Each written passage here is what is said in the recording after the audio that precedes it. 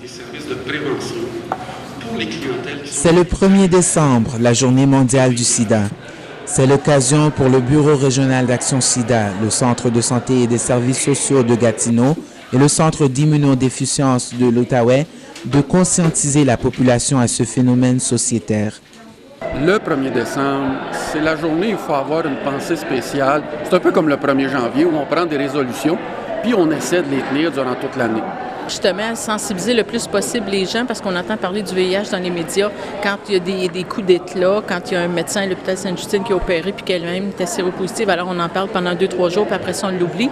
Mais quand la pensée magique là-dedans, c'est pas à moi que ça va arriver, c'est à l'autre que ça va arriver. Pas la première fois, ça se peut pas la 10e fois, ça se peut pas.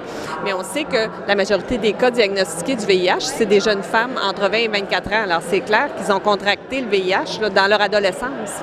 Cette journée vise aussi à informer les jeunes et la population générale sur les conséquences du sida et à les encourager à adapter des comportements préventifs adéquats.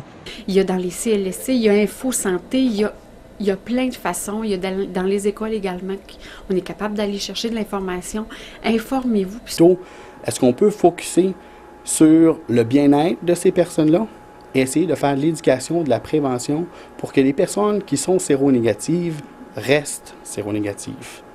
Et pour ça, je pense qu'on ne peut pas faire autrement que de se tenir par la main, de passer le message.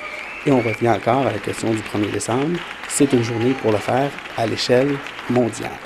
Au Canada, 56 000 personnes étaient porteuses du sida à la fin de l'année 2002.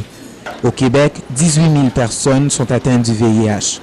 Le Centre de prévention et de contrôle des maladies infectieuses évalue 17 000 les porteurs de VIH qui ne le sauraient pas. Alors, lorsqu'on parle de prévention, ces gens-là n'entendent pas toujours le message. On dirait qu'on a un filtre mental qui nous permet d'entendre ce avec quoi on est confortable. Alors, malheureusement, il y a encore aujourd'hui et à tous les jours des personnes qui contractent le virus. Alors, en Ottawa, on parle de 600 personnes infectées. Du côté d'Ottawa, on parle d'environ 2000 et on parle d'une augmentation de 150 à 200 par année. Il devient de plus en plus important de mieux décrire les divers aspects de la vie avec le VIH et de mieux comprendre les facteurs qui peuvent en influencer la qualité sur le plan physique, psychologique, social et sexuel. La personne atteinte est certainement affectée, mais elle peut quand même vivre une vie normale grâce aux antirétroviraux. On sait aujourd'hui, bientôt 10 ans après, que non, ces médicaments-là, on le savait, mais les gens de la population générale, il faut leur rappeler constamment que ces médicaments-là ne sont pas un médicament qui guérisse, mais qui permettent aux gens d'avoir une vie beaucoup plus active. Se sentent importants et qui retournent sur le marché du travail.